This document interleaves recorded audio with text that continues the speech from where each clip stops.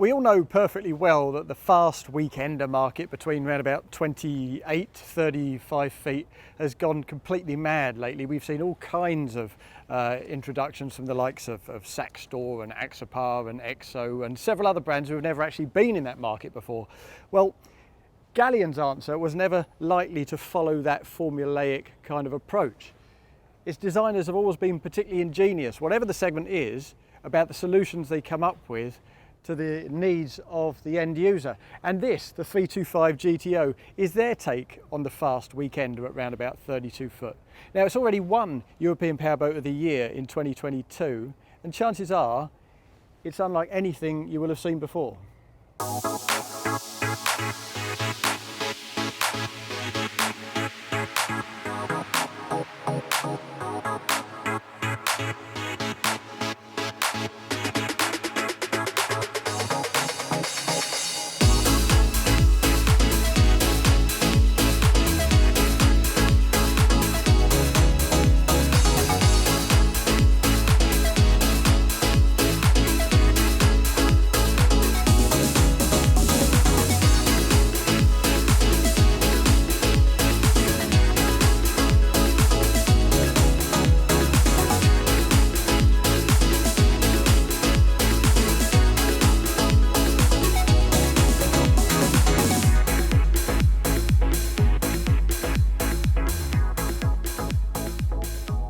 Now, we first saw this boat in Cannes in 2021 and we were impressed with it then. We had a quick walk around, and that model we had kind of a reversible central bench in the centre part of the aft cockpit. Here, however, we have this option, which is particularly ingenious. It's basically a sunbed that sits above the outboard engines. There's still space underneath there for the outboard engines to trim right out when you come alongside as we have now.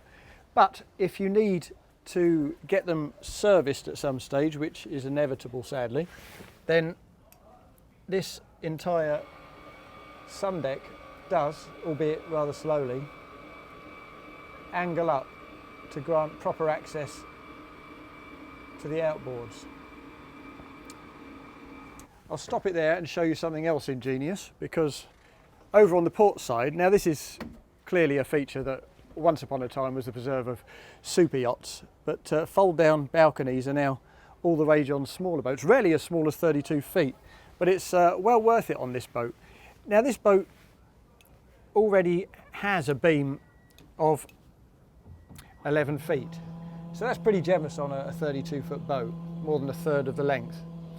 But when you drop this port balcony, that internal beam, that usable beam, expands from about 2.6 metres to about 3.6 metres. So it really is a tremendous asset. The owner of this boat certainly doesn't take it for granted. You've got some poles that go in here to fence it off to keep it nice and safe if you happen to have kids. But it's the ideal place, either to sit with a couple of chairs and relax, or to launch your stand-up paddle boards or your ski gear. Now, this sunbed comes with a couple of panels that you can elevate and set in place so you can face aft. If you feel like that shortens the sunbed too much for you, then you can close those back up and elevate this backrest instead to create a longer sunbed, and that's great. But what I really like back here is the various details. The transom gate, for instance, has inset LEDs so that at night the Galleon logo kind of glows bright blue. It's entirely unnecessary, of course, but it's no less welcome for that, to see these extra details thought about and implemented. We also have these fold down armrests with built-in cup holders at both ends of the settee. Kind of hems you in, makes you feel more secure, and that's a nice touch too. And beneath all the various pieces of deck furniture, as you can see, we've got, again, inset LEDs which you can change the colour of. And instead of direct light, you get that lovely sort of ambient light. That's repeated all over this boat, by the way, in the hardtop, under the furniture, up at the bow. It's you know, it's designed as a party platform, this boat, a day boating party platform. So this stuff matters. If the various details are lovely, well, so is the practicality. We got loads and loads of storage inside these seat boxes. We have the same under here. We have the same under this section. And we also have an absolutely enormous bit of storage underneath the deck. Now, of course, this is home to the various necessities of powerboating. We have the 630 litre tank here. We have the chargers and the batteries and everything else you need. But there's also space down here, of course, for a generator. And should you want it, a seakeeper, though in all honesty, on a boat of this size and scale, very few people will take that option. But even with all this gear in here, there's still space for a few boxes. You get yourself a few storage boxes and a few tie-down straps, and you've got all the equipment you need back here, not just for day boating, but for a pretty full-on weekend away. The walkways on this boat are all extremely generous, extremely wide. They take full advantage of that big beam. And what I like, actually, is that they also kind of guide you forward into the various spaces. Again, completely unnecessary, but a lot of fun and looks pretty cool. Now, here to port, we have a pretty good size of wet bar with a built-in bin aft for the various people on the seats, and a big grill with sink. I can find nowhere specific to stow this. Knowing Galleon, that's probably my fault rather than theirs, because I imagine they would have provided something. But there's certainly plenty of space there. Down below we have a bit more storage. There's a good space there and a power point in there, so I have no doubt if you wanted it you could have an ice maker in there too. As things stand though, we have a good size of fridge with a little freezer above it and a little shelf for the extra bits and bobs, plus all the handholds you need to lead you forward to that enormous bow. And as by now I'm sure you're aware, this is not your conventional bow rider, so access to the bow is not central. We can't do that because we need access down to the weekending facilities. Instead it's to port, and it's really well protected. It's a nice wide walkway, and you have a lower door, a central window and an overhead roof to keep everyone in the cockpit properly protected. It's also pretty easy, he says, to sort out when you need to go forward. The quality of the workmanship here is tremendous. I mean, this is really heavy duty stuff. And when you get towards the bow via a couple of well placed deck drains, you can see how much of that beam has been carried forward. There's tremendous space in here. As it's rigged like this, we have 3 forward facing seats on the front of the Helm console, but I've been speaking to the owner of this particular boat, and he's been telling me that just by folding those up you can easily fit perhaps 8 people around here. He's done exactly that, and he's had an absolutely wonderful time with it. Now we still get a decent bit of storage beneath these sections of seating, but what really impresses about this bow is how spacious and how deep it is, and yet at the same time how much accommodation they've managed to design in down below. Step down below and it's quite a remarkable space, I have to say. The first thing you notice are the windows. There are windows everywhere of all shapes and sizes. It's deeply and kind of entertainingly asymmetrical, but it really works. For instance, that port walkway that we just walked down to the bow, you would naturally quite assume that the windows on that port side would face out against glossy white fiberglass, but they've built into the gunnels outside huge windows, so I can actually see from this point all the way out towards the horizon. Right around there's a big window forward and a really big window slightly further aft. The access door is also a kind of curved perspex unit that extends way forward into the console moulding itself, so that introduces a lot of light from up above. But the vertical headroom in here is particularly good as well. In the main section, of course, we have this saloon. Now you can convert this simply by folding out the table and using this infill cushion that's neatly stored up here in the shelving section. But I would think most people would prefer to use this boat with this as a permanent lounge, a permanent lower saloon, just to get away from the warmth, have a little bit of air-conditioned relaxation time. And then to use the dedicated permanent double bed that runs transverse beneath the cockpit sole as your permanent sleeping solution. It's beautifully designed. There are no hull windows, so there's no natural light. But again, Galleons work really hard to make that a pleasant place to be. Thanks to the big cockpit wet bar, we don't really need any galley facilities down here, but what we do have to port is this nice streamlined integrated unit with another fridge and rather oddly a breaker panel that's popped behind a couple of sliding doors to make it look almost like a built-in microwave, but it's as good a place as any to pop it. Now you can of course have this cabin spec'd with a nice big 32-inch TV over here. The owner's not chosen that, but what is impressive down here is the starboard heads compartment.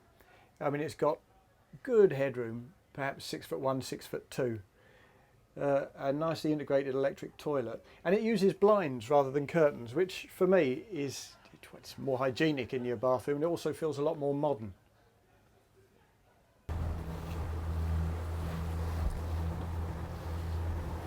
The helm of this Galleon is pretty impressive from a stylistic perspective, apart from anything. I mean, we've got multiple banks of data displays and buttons, switch gear. We've got this lovely kind of carbon fibre leather look fabric over the top, which is actually slightly overhung to give you a bit of shade on your MFDs. We've also got some neat little touches that you might not necessarily expect. I mean, we know that you tend to get, you know, for instance, adjustable steering wheels and adjustable seats, where you can adjust these by hand fore and aft, but if you want them to go up or down, you actually use a button to enable that, just like that. And actually a lot of the buttons that you see here, they're all about the lights. You see these gorgeous blue strip lights built into this hardtop above us, where you can change those to white, you can change those to multicoloured, you can have a mix. And it's the same for the underwater lights, the deck lights, these brilliant little recessed lights under the seating units. I'm told at night it looks absolutely fabulous, but it's and I can believe that very easily. But it looks pretty impressive during the day. So what else do we have here? Well, we've got the Mercury joystick, of course, the twin throttles. We've also got trim tabs. It's nice to see your trim tabs up by the throttle, exactly where they should be, so you don't have to constantly search for them and take your eye off the waterline. And the same goes actually for this compass. It's neatly recessed into the top of the dash there, so you can see where you're going without taking your eyes off the water in the slightest. It's a very serious hardtop actually. You feel quite cosseted in here. And that's helped by the fact that you've got these little window sections that just come a little further back than the big one-piece screen, just to give you some extra protection there. And the seats themselves kind of match the dash in their modernity and their kind of uber stylish aesthetic. I mean, look at these things. We got the bolsters. We got these kind of wraparound wings to stop you shifting sideways when the seas get a bit lively or the driver gets a bit lively. We've still got that foot brace. And just down in here, we've got a nice little charging mat for your phone, which of course you can connect via Bluetooth to the Fusion stereo that's again built up into the hardtop. So it's certainly a pretty lavish helm station, you have to say. So let's get her up on the plane and see how she actually does. Now we've got the twin 350s on the transom today, which is an option on this boat. A lot of bow lift, so we're using the trim tabs to pin the nose down a little before then easing them back up once we're on the plane. Now that's not the fastest plane in the world, of course, but this is quite a big heavy boat. It carries a lot of its beam a long way forward. It gives you that wonderful 8-man seating area on the bow. It also gives you a proper lounge space, a saloon down below. Given all those features, given all the internal volume forward and the relative bulges on the sides of the hull in the forward part, you've got to expect that this is not really going to be a whip-it-like race boat. And that's kind of reflected. I mean, it takes perhaps 10 or 11 seconds with a bit of cajoling to get her up and on the plane and to get that nose to settle. But once you're there, if I just ease back those throttles, once you're there and you've got your tabs set and your speed set, it's a perfectly comfortable place to be. Now we'll just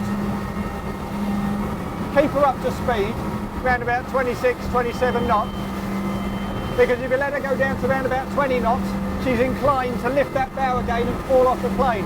So we'll keep her quite quick in the turn. And we'll go over to starboard first.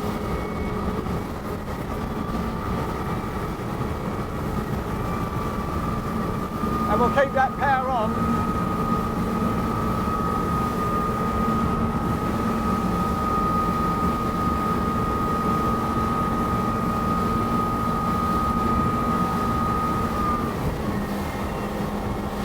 Then of course we have to sort out those trim tabs again to level up the nose and make good progress. A little bit of a swell coming through, Richard. A bit of a weight.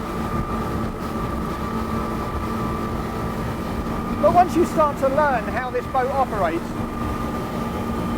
once you start to learn that you need to use the tabs a little to adjust the running attitude of the boat, it becomes a very easy boat to drive, and quite a comfortable boat to drive too. There's a bit of sound that gets trapped from those outboards, courtesy of these forward mouldings.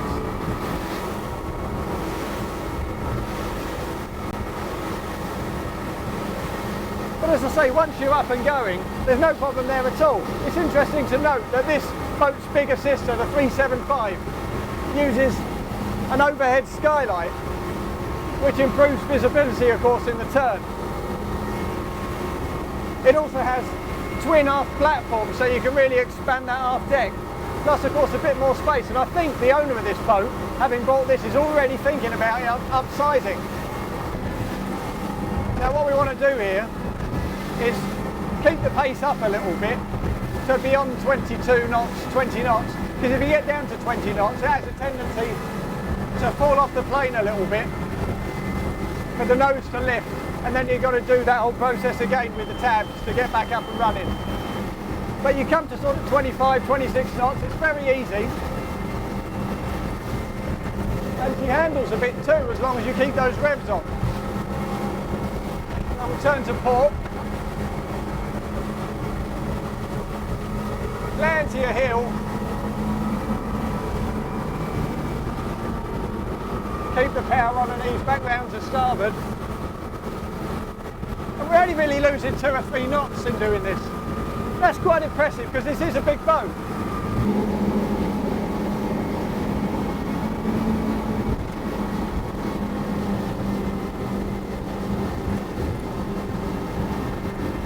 So this is not a race boat. It was never designed to be a race boat. It doesn't look, go or feel like a race boat. It's a very conscious and deliberate compromise on behalf of Galleon Yachts and on behalf of Tony Castro. What they wanted to do was create a 32-foot platform that absolutely nails the day boating imperative. With the 8-man bow, it absolutely does that. It also wanted to provide some really serviceable weekending facilities. And with that cabin and lounge, it absolutely does that. Of course, in order to do that, its beam forward design does mean that you get extra bulbous sort of contours on the forward parts of the hull sides. But driven in the right way in the right conditions, it's a perfectly enjoyable boat to drive, a perfectly relaxing boat to drive, and given what else you get around this boat in terms of its recreational practicality, you have to say it's a compromise well worth making.